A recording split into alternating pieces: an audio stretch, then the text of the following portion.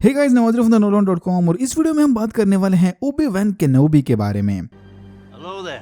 ओबी-वैन एक force sensitive human थे जिन्होंने बाद में जेडाई ऑर्डर को ज्वाइन करके अपनी जेडाई ट्रेनिंग शुरू कर दी। फोर्स एक टाइप की एनर्जी फील्ड है जो फोर्स सेंसिटिव लोग यानी जेडाइज और सिथ्स को उनकी पावर देती है। कहा जाता है कि फोर्स का वजूद ब्रह्मांड में रहने वाले सारे जिंदा चीजों की वजह से हुआ है और ये फोर्स ही है जो सारे गैलेक्सीज को आपस में बांधे रखती है। इसीलिए ये लोग बार बार may the force be with you बोलते हैं, क्योंकि इनकी रियलिटी में गॉड वगैरह नहीं होते, सिर्फ फोर्स है। Jedis light side of the force को यूज करते हैं और Siths dark side of the force को।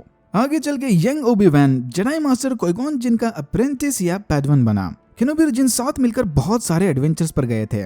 ऐसे एक मिशन के दौरान इन दोनों का सामना सिथ लॉर्ड डार्थ मॉ से हुआ। प्लैनेट नाबू पर चली इस लड़ाई में डार्थ मॉ ने ओबी-वैन की आंखों के सामने उसके मास्टर को मार दिया, बट फिर अंत में ओबी-वैन ने डार्थ मॉ के 2 टुकड़े करके उसे हरा दिया। केनोबी के इस कारनामे के बाद उसे एक जेडाई नाइट का ओहदा मिला। अपने मास्टर की आखिरी ख्वाहिश पूरी करने ओबी-वैन ने एनाकिन स्काईवॉकर को अपना पजवान बना लिया। क्वाई-गॉन जिन का मानना था कि Anakin Skywalker is the chosen one जो फोर्स में बैलेंस लाएगा। सालों तक एनाकिन को ट्रेन करने के बाद उनके बीच का रिलेशन मास्टर और अप्रेंटिस से बढ़कर अब दोस्त और भाई की तरह हो गया था। ओबी-वैन जानता था कि एनाकिन के अंदर एरोगेंस और इनसिक्योरिटी कूट कूट कर भरी है। ये 2 चीजें किसी भी जेडाई के लिए ठीक नहीं। इनसे dark side of the force का खिंचाव बढ़ जाता है। बट अपने मास्टर की तरह ही ओबी-वैन को भी पूरा भरोसा है कि एनाकिन इज द चोजन वन। इसीलिए ओबी-वैन एनाकिन की तकदीर को लेकर थोड़ा ओवर कॉन्फिडेंस हो गए थे। फैट में अमिडाला पर हुए जानलेवा हमले की छानबीन करते वक्त ओबी-वैन की मुलाकात बाउंटी हंटर जैंगो फेट से हुई। जैंगो फेट मतलब बोबा फेट के पापा। जैंगो फेट का पीछा करते हुए ओबी-वैन कमीनो पहुंचा, जहां उसे क्लोन आर्मी के बारे में पता चला। इस क्लोन फैसिलिटी में काम करने वाले कमीनोन्स का मानना था कि इन्हें क्लोन आर्मी का ऑर्डर गैलेक्टिक रिपब्लिक से मिला है, बट सरप्राइजिंगली ओबी-वैन को इसके बारे में कुछ नहीं पता। इन क्लोन्स को बनाने के लिए कमीनोन्स ने जैंगो फेट का डीएनए यूज किया ताकि सारे के सारे क्लोन्स बैड एज फाइटर्स बन सके। बोबा फेट भी इन्हीं क्लोन्स में से एक था, बट जैंगो ने उसे क्लोन प्रोग्राम से निकालकर अपना बेटा बना लिया। जैंगो फेट से मिलते ही ओबी-वैन समझ गया था कि मामला गड़बड़ है। जैंगो और बोबा किसी तरह अपने स्लेव वन में बैठकर कमीनों से भाग निकले, बट समय रहते ओबी-वैन ने उनकी शिप पर अपना ट्रैकिंग बीकन लगा दिया था। स्लेव वन का पीछा करते हुए ओबी-वैन प्लैनेट जेनेसिस पहुंचे, जहां उसे पता चला कि उनका फॉर्मर जेडाई काउंट डूकू अब सेपरेटिस्ट अलायंस का हिस्सा बन गया। केनोबी ने इन्फॉर्मेशन सब तक पहुंचा तो दी, बट तभी उसे सेपरेटिस्ट अलायंस ने पकड़ लिया। यहीं पर काउंट डूकू ने इसे सिथ लॉर्ड डार्थ सीडियस के बारे में बताया था। ओबी-वैन को छुड़ाने के चक्कर में एनाकिन और पैडमे भी सेपरेटिस्ट के हाथों पकड़े जाते हैं, बट तभी मेस विंडू की जेडाई आर्मी और मास्टर योडा की लाई क्लोन आर्मी सेपरेटिस्ट ड्रॉइड को हरा देती है। फिर ओबी-वैन और एनाकिन जाकर डूकू को पकड़ने की कोशिश करते हैं, बट यहाँ काउंट डूकू इन दोनों को हराकर एनाकिन का हाथ काट देता है। मास्टर योडा के वहां आते ही डूकू जुगाड़ लगाकर उधर से भाग जाता है।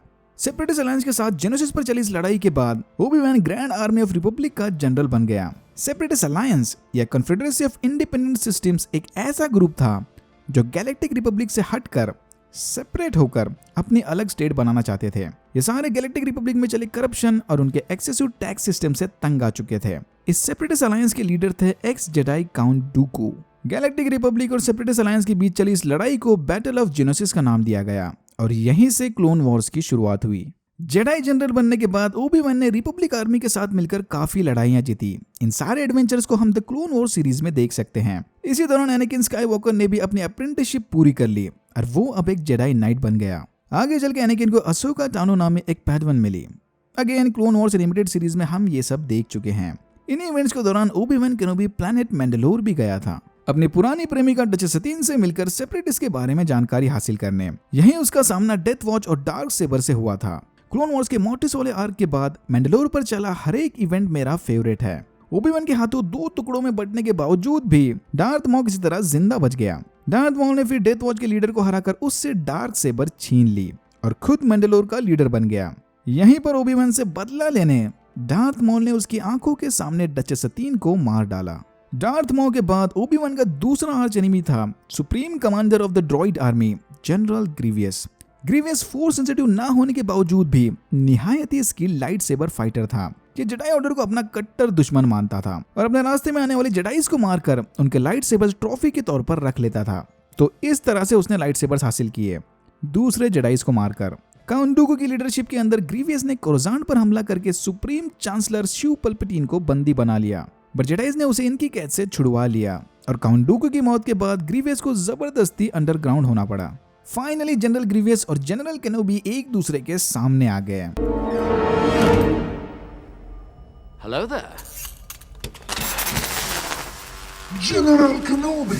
यहाँ ओबी-वैन ने अपने स्किल्स और फोर्स की मदद से ग्रीवियस को उसी के ब्लास्टर से मार दिया और इसी के साथ क्लोन वॉर्स को खत्म कर दिया। बट अनफॉर्चुनेटली इसी वक्त शिव पल्पतीन एके डार्थ सीडियस ने ऑर्डर 66 को एग्जीक्यूट कर दिया, जिसके चलते सारे क्लोन ट्रूपर्स जेडाइस के खिलाफ हो गए। अपने ट्रूपर्स के हाथों जेडाइस का मास मर्डर। केनोबी का बुरा टाइम तो बस अब शुरू हुआ है, क्योंकि जल्दी उसे पता चलने वाला है कि डार्थ सीडियस के झांसे में आकर Anakin Skywalker dark side of the force का हिस्सा बन गया, डार्थ वेडर।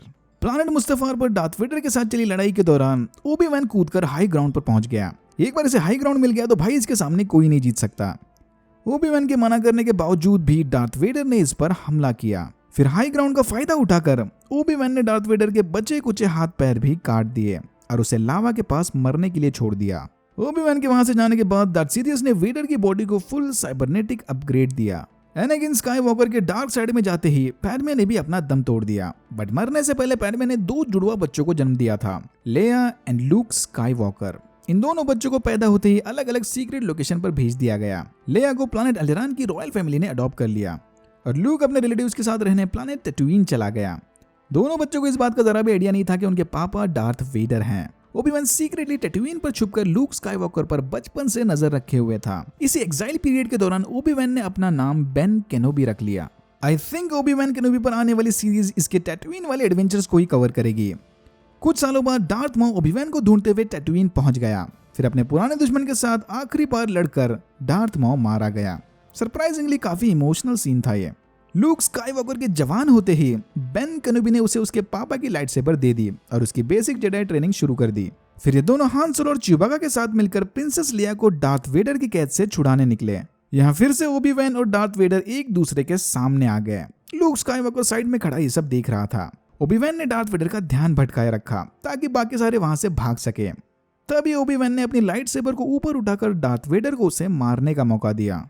डार्थ वेडर के स्ट्राइक करते ही ओबी-वैन फोर्स का हिस्सा बन गया। If you strike me down, I shall become more powerful than you can possibly imagine. मतलब यहाँ ओबी-वैन फोर्स घोस्ट, फोर्स स्पिरिट या फिर सिंपल भाषा में हमेशा हमेशा के लिए फोर्स का हिस्सा बन गया।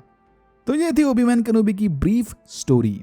अगर आपको वीडियो अच्छा लगा तो please like share and subscribe for more videos like this. मैंने ऐसे और भी वीडियोस बनाए जिनके लिंक्स आपको डिस्क्रिप्शन बॉक्स में मिल जाएंगे। Thank you very much for watching and I am hoping to see you in my next one.